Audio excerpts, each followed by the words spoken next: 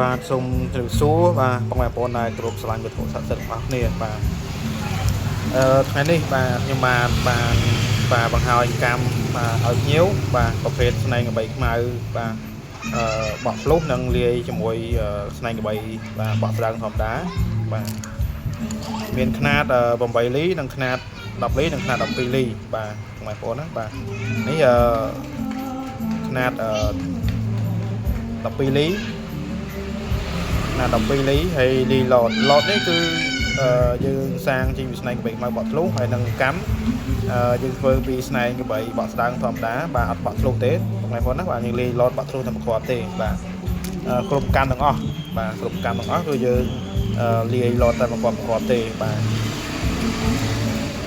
សម្រាប់បងប្អូនគាត់ចង់បានបាទស្នែងបក់ធ្លុះសុទ្ធបាទឬក៏ចង់បានស្នែងលាយឡតចេះបាទអាចកំងខ្ញុំបានបាទនេះຂະຫນាត10លីបាទបងប្អូនຂະຫນាត10លីបាទហើយនឹងຂະຫນាត8លីបាទຂະຫນាតមនុស្សស្រីបាទ10លីនេះក៏អាចបងស្រីក៏អាចពាក់បានដែរបាទបងស្រីបងប្រុសអាចពាក់បានដែរគាត់ថាភាគច្រើនគាត់ពាក់8លីបាទស្រីណាបាទហ្នឹងហើយ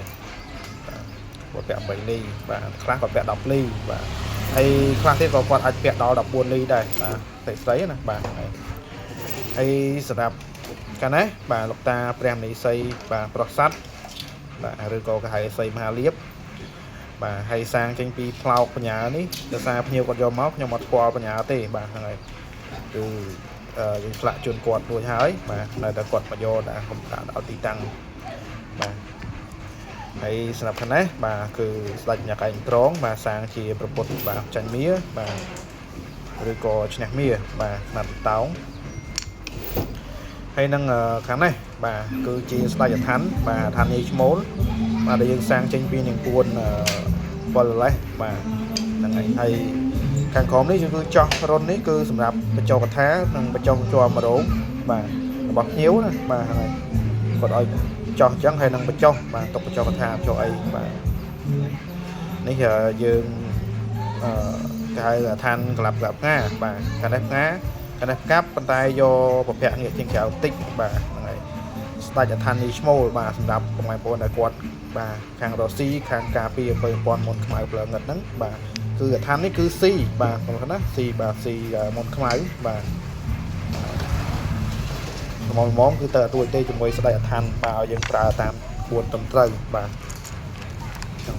ហើយកម្មនេះភ្ញៀវកំងចំនួន20ខ្សែបាទបងប្អូនណាបងចំនួន20ខ្សែបាទរៀបចំផ្ញើជូនគាត់ថ្ងៃហ្នឹងហើយបាទហើយសម្រាប់បងប្អូនគាត់ចង់ឆ្លាក់បាទអាចតាក់ទងខ្ញុំបានតាមលេខ Telegram នៅខាងក្រោមបាទសម្រាប់ទីតាំងគឺនៅខាងស្រុកអូស្នូខេត្តកណ្ដាលបាទជាលេខ4បាទបងប្អូនចេញមកពីចំចៅប្រហែលជា10គីឡូបាទហើយបាទបងប្អូនមកពីខាងកំពង់ស្ពឺនៅខាងកើតសាលាស្រុកបាទហើយនេះគឺសិតតែឈើភ្ញៀវដែលគាត់ផ្ញើមកឆ្លាក់ទៀតហើយបាទហ្នឹងហើយសិតឈើភ្ញៀវឆ្លាក់បាទនេះគឺឈើខ្មៅបាទសាងជាព្រះអង្គចាញ់មាបាទដាក់តូចបាទហើយនៅខាងនោះក៏យើងត្រៀមកន្លងកម្មដើម្បីបន្ថែមទៀតបាទហើយភ្ញៀវគាត់កំងច្រើនបាទ